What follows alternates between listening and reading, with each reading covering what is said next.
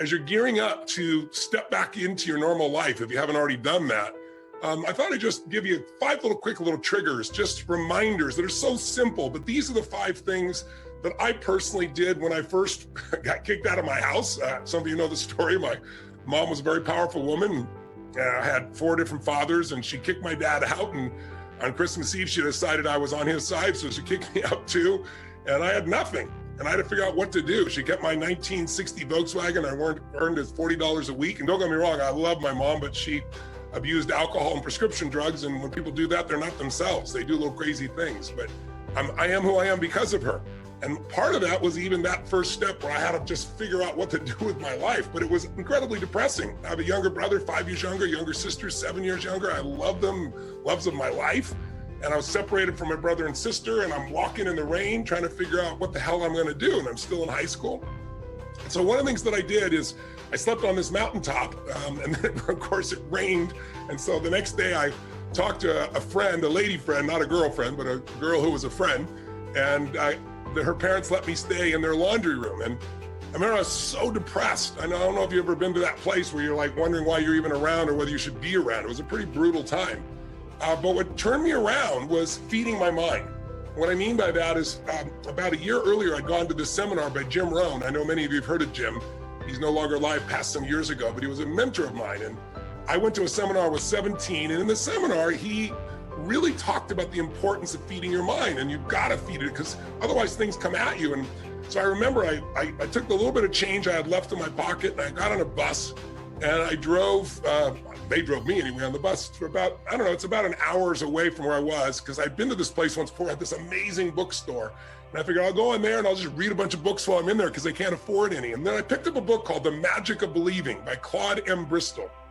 And in this book, it talked about training and conditioning your mind and how what goes in your mind becomes the experience of your life and how to do it. And I was so depressed, I didn't know what to do. And so I went, and I'll never forget, I went back to this little laundry room and there was a mirror there, and the book said, put your goals on the mirror so you look through your own eyes into your goals and you see in your own eyes and you read those goals. Do it with soap. And so I did it in the mirror. And then I made these little posters that said things like, only a loser is depressed. Now that's not true.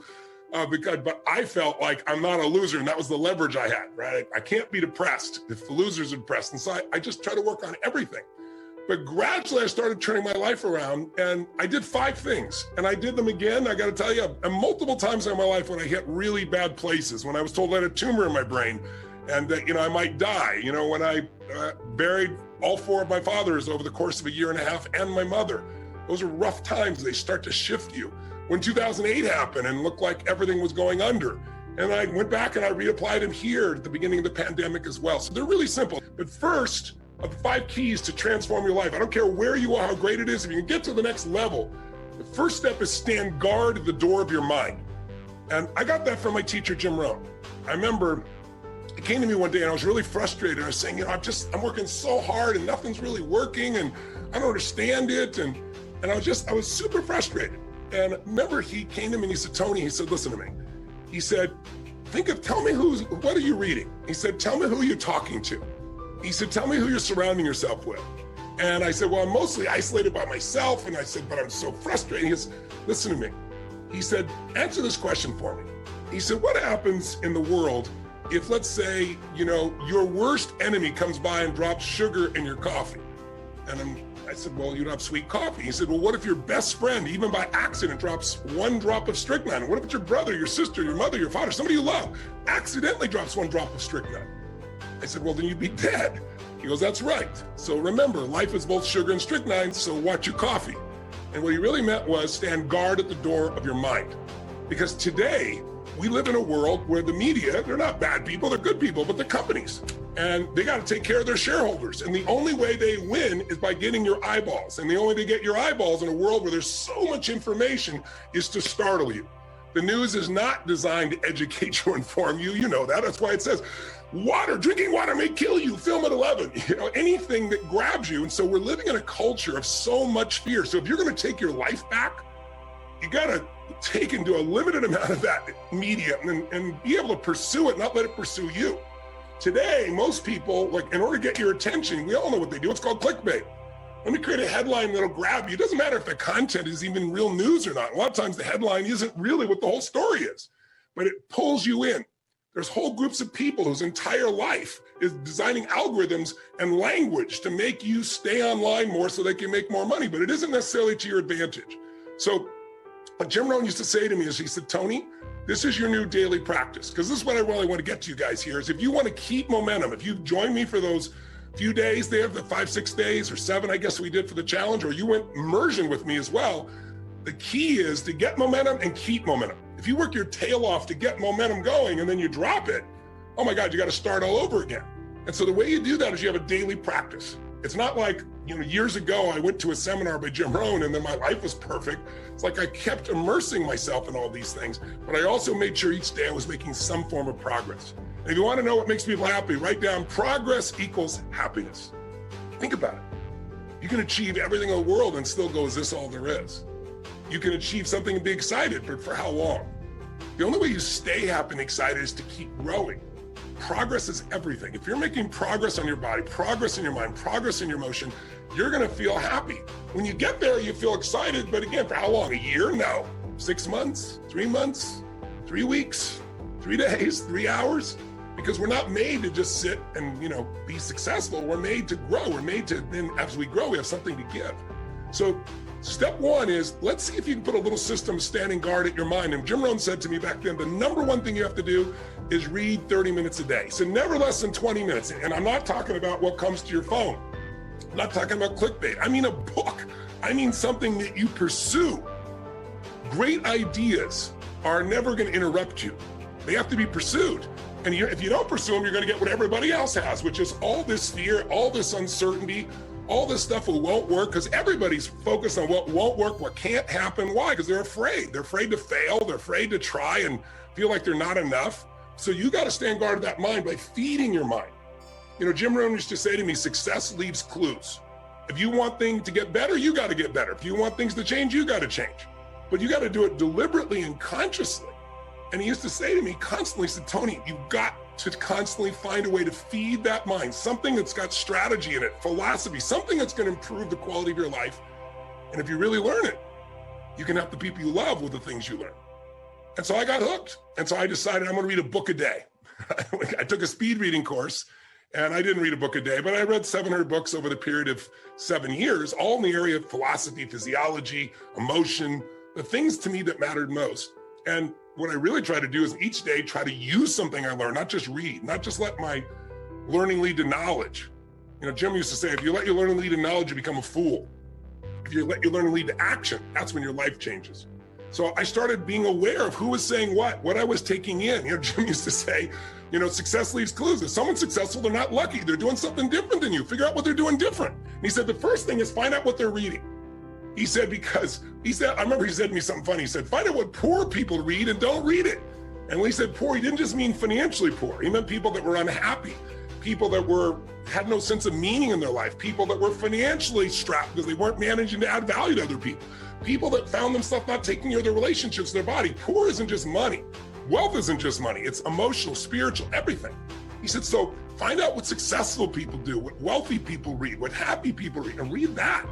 Feed your mind. So step number one is every single day, you got to do something to feed your mind. And if you do that, if you just made that habit, say even 5 days a week, I swear to you, it'll change your life. But again, not what comes to you, what you pursue.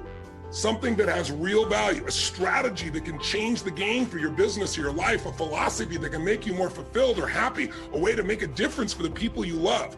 That's a daily sought out practice for me. Started when I was 17, I'm now 61. That's why I have the privilege to be able to work with so many people. But most importantly, I've applied these things to me, so I have the life that I want. I don't have a life that I'm promoting to other people. So that's number one. What's number two, real fast? If you really feed your mind every day, feed and strengthen your mind with a 30-minute practice. And by the way, I started out reading all the time, but then I realized I was in my car all the time in those days. And I was like, I'm going to turn this to a university on wheels.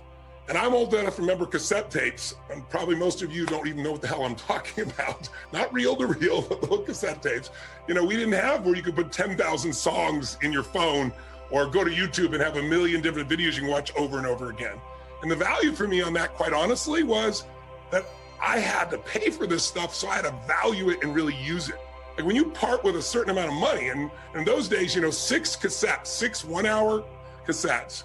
And a couple workbooks was like $300. It was like the standard offer. And I remember I went down to this place called Knight Education, Knight like with a sword, you know, and a shield, Knight. And it was this Jewish man, beautiful man named Mario that I became friends with. I was a little 17-year-old kid, my little pot belly, I was fat. And I drove all the way down downtown LA, be about in those days, like an hour and 20-minute drive. And my little old Volkswagen with no reverse, park on the hill so it wouldn't, you know, so I could get out. And I got to be friends with this man, and he had collected, this is how old it was, all these albums of some of the great motivational speakers and psychologists and psychiatrists and business people. And then gradually those things got to actually to cassette tapes. And so he had all these things that I'd say, like, what's the most valuable thing? He said, well, what do you want to work on? I said, well, my body and my emotions and my mind and my spirit. He was like, you want everything. And he'd say, okay, let's start with this one. And I'd take $300. I was making $40 a week as a janitor. So this is literally the money I'd save, and I'd absorb it. And I'd be like, I can't afford this. And I'd be like, well, I can't afford not to.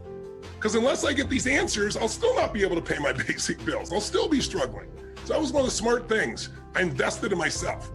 And so I'd go down there, and because I invested $300 in 6 tapes, I remember Jim Rohn said, repetition is the mother of skill. You hear something once and you kind of understand it. Hear it again, you kind of feel, you hear it enough. So listen to stuff every day.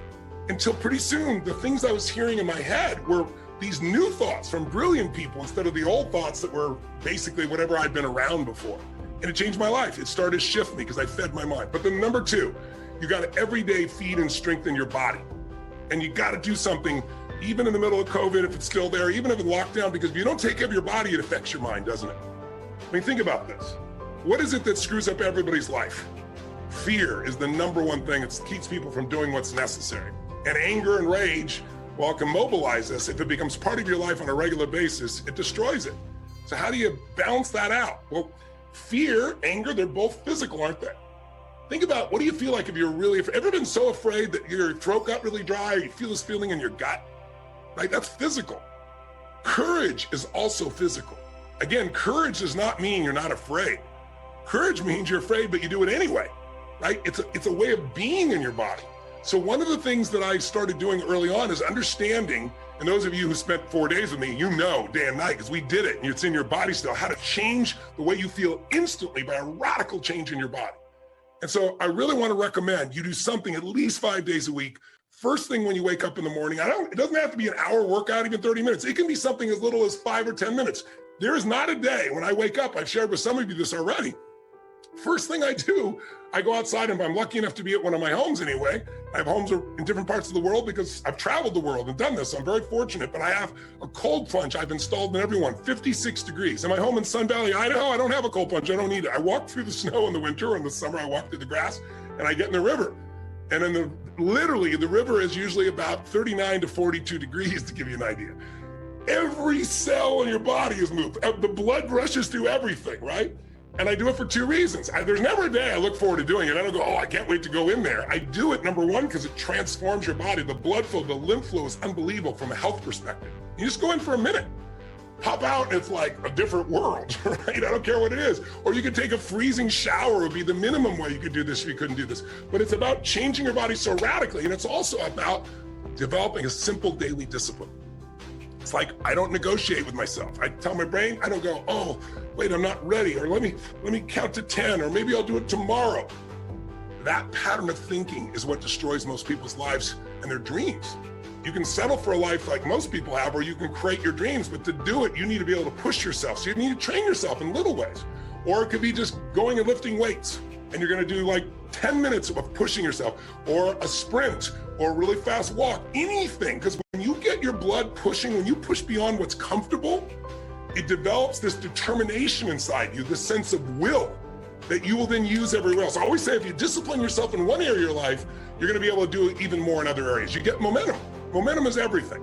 So if you train your mind, great, but you gotta train your body as well in some way. And I don't care, again, if it's 5 or 10 minutes where you really push yourself, or a full-blown workout, it's gotta get there, because when you do that regularly, you're gonna find yourself having a better mind. The mind and body can't be separated. They're completely connected. You work on both of them, you're gonna have a different world, and you're not gonna be shut down. And when other people are like, oh, it can't be done, just move, I'll handle it. It's a different way of being, isn't it? Third key, in order to really believe you can turn things around, you need a role model. And so throughout my life, I looked at different ones. The earliest one I looked for, since I grew up poor and we had no money, and that seemed to be the real issue. My mom left all four of my fathers. But as I look back on it, it really wasn't money. They could have had all the money in the world and they still would have fought. But it looked like money. So I thought, wow, if I could make money, my family will never have this pain. So I looked around for role models. And I grew up in a place where there were no financial role models. Everyone was broke. We didn't have money for food. It's why I provide 100 million meals a year through Feeding America for the last 6 years. By the way, we're up to 700 million meals now. I said we'd feed 1 billion in 10 years. We're a year ahead. We're going to hit it. But the bottom line is it comes because I had nothing. And I was like, who also started with nothing like me and then turned it around and grew and become some humble beginnings. And I saw, Sir John Templeton. Some of you may have heard of him. Brilliant man. First billionaire investor. Started with nothing. And the way he did it is he saved money and he invested during the darkest times. So I saw Sir John as that. And when I was around when COVID happened, I started looking around to see what are people and businesses that haven't given up. Even though everything's shut down, they found a way to serve their clients. And even though their way wasn't my way, it reminded me and inspired me to say there is a way. That's how I started building the way that we now deliver for so many people virtually around the world. So find a role model and get a plan. So number one, feed and strengthen your mind every day, 30 minutes a day. To me now, audio is even better because I can do it while I'm running. I can do it while I'm working out. I can do it while I'm cleaning the house. I can do it in my car. So I use audio. That's why I've used it forever in that area, because it just gives you more rhythm. But it's either read or audio, something you pursued. Every day, strength and feed your body. You make it stronger so that you're psychologically stronger. Find the role model, get a plan. What's for? Massive action. Like everybody wants to say, well, I don't know where to start. What do I do first? Well, listen, I got all kinds of tools to help people do that. But the most important thing is do something. You don't know what to do, throw the rock. Wherever it lands, talk to the next person, right? It's like you need massive action. And then you need to see what's working or not and keep changing and you'll get there. Anyone can get to where they want to go as long as they get in motion. But again, it's about momentum. And that's the main reason I came to join you. Last one, step 5, real fast. Give more than you expect to receive. If you are constantly trying to take care of people, give to people. If you're worst time of your life, you can give to people. I promise you, everything will change. I won't tell you the whole story, bore you with it right now, because I want to do this real quick for you. But one of the most difficult times in my life when I was completely broke, not even enough gas in my car, trying to figure out how to survive, not able to pay my rent. And I won't bore you with the story, but I had an experience where I took the last $19 I had and I gave it to somebody else that needed it. And afterwards, I was euphoric. It made no sense, but it was the first time in my life when, people say, I got to get beyond scarcity. You never get beyond scarcity. You got to start beyond scarcity. You got to declare, you got to take the last seed you got and plant them. And I remember, the next day I got a check for $1,200, which in those days I could have survived on for almost a month from somebody that owed it to me and not paid me for 2 years. The very next day after I gave every dime I had no idea I was even going to eat. It was the right moment, it was the right situation. And I did what was right. So find someone who's worse off than you are in the middle of COVID, do something for them. And I promise you'll remember how great your life is and you'll feel fulfilled because it's not about us. You know what I mean? It's like, it's not about me, it's about we. And the more you can get connected, either people you love or even strangers, and do things, not for brownie points, just because it's right, somehow inside your own soul, your own spirit, you remember that problems are not permanent. Only your soul's permanent. And you remember that I'm made for more than just solving this stupid little problem. It lifts the human spirit. So those 5 keys, I really encourage you to consider as you're dealing with COVID or coming out of it here to maximize.